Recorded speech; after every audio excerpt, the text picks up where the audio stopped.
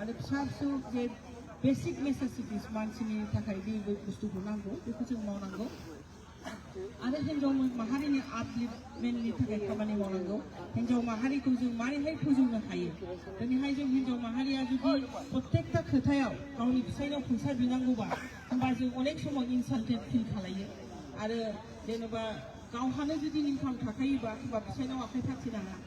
जोंहा जिहेतु हिन्जाव जोंहा इग'आ रासिन थायो माने मा होनो बिदिखौ हिन्जावफोरना इग'आ रासिन थाखायो जेनेबा हौवाजों हिन्जावजों नांलायलायबाबो हौवायासो फार्स्टआव सरिखौ होनग्रोनांगौ होमबासो हिन्जावा रायलायगोन नङा होमबा बेबायदिनो जायो प्रत्येकटा न'खराव जेनेबा फिसायजों इसिजों नांलायबाय खोथा रायलायला बास हौवाया फैनानै सरि होनांगौ माने खोथाखौ रायलायला दा बेबायदिनो आरोखि खारन जों बिमा नालाय जोंहा अनेक दायित्व लानांगौ फिसायखौ नायनांगौ न'खरखौ सालायनांगौ फिसायनि जाथि खुरमाखौ नायनांगौ नायाबाबो दाय जायो गासिखौबो बिसियासो नायजोबनांगौ नङा होमबा फिसायखौबो आरो फिसाजों समान समान जाहोनाय लोंहोनाय गानहोनाय जोमहोनाय मा ड्रेस गाननांगौ मारै खालायनांगौ बेमार बा आजार बा बेखौ जानांगौ बे गासिबो हिन्जावनि आखायाव थाजोबो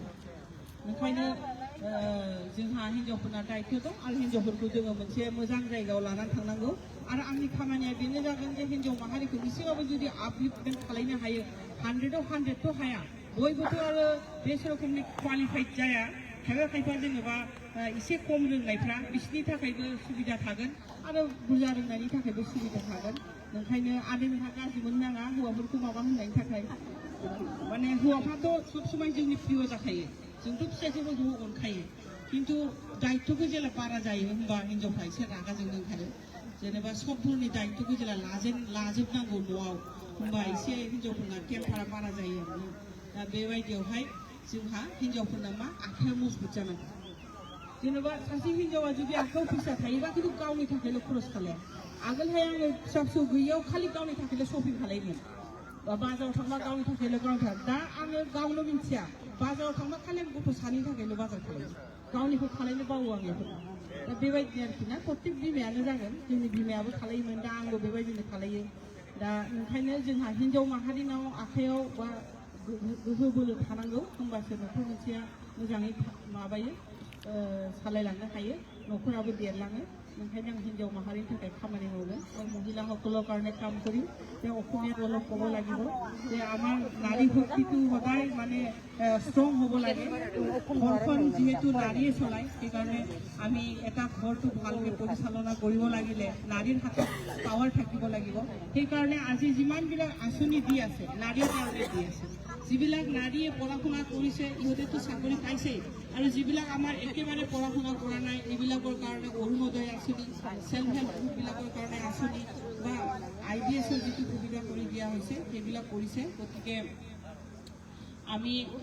এইখিনি জায়গাত আমি এতিয়াও অলপ ডেভেলপমেণ্টটো ইমান চুই পোৱা নাই তথাপিওতো আমি এটা ভাল জায়গাত আছোঁ আমি এইটো ধন্যবাদ মানিব লাগিব আপোনালোকে যদি বেলেগ ষ্টেটত যায় ইহঁতে আৰু বেছি আমাতকৈ বেয়া জায়গাত আছে আমাৰ অসমখন এনেই ধুনীয়া আৰু BTCখনটো আৰু বেছি ধুনীয়া গতিকে আমি এটা ফ্ৰী এনভাইৰনমেণ্ট পাই আছোঁ আমি খালি মহিলাবিলাকক অলপ আপলিফমেণ্ট দিব লাগে ইহঁতক অলপ স্কিল কৰিব লাগে যাতে ইহঁতে নিজাববীয়াকৈ বিজনেছ কৰি খাব পাৰে মানে পঢ়া শুনা নজনা মহিলাবিলাকেও কিবা এটা সৰু সৰু বিজনেছ কৰি নিজৰ ইনকামটো ডেইলি আনিব পাৰে সেইটোৱে আমি চাম গতিকে আগন্তুক দিনত আপোনালোকৰ লগত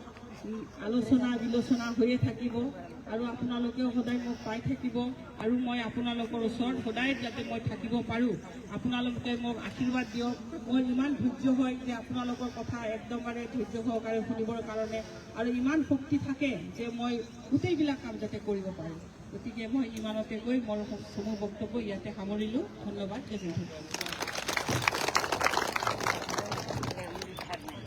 বুঝবেন এখন আসবো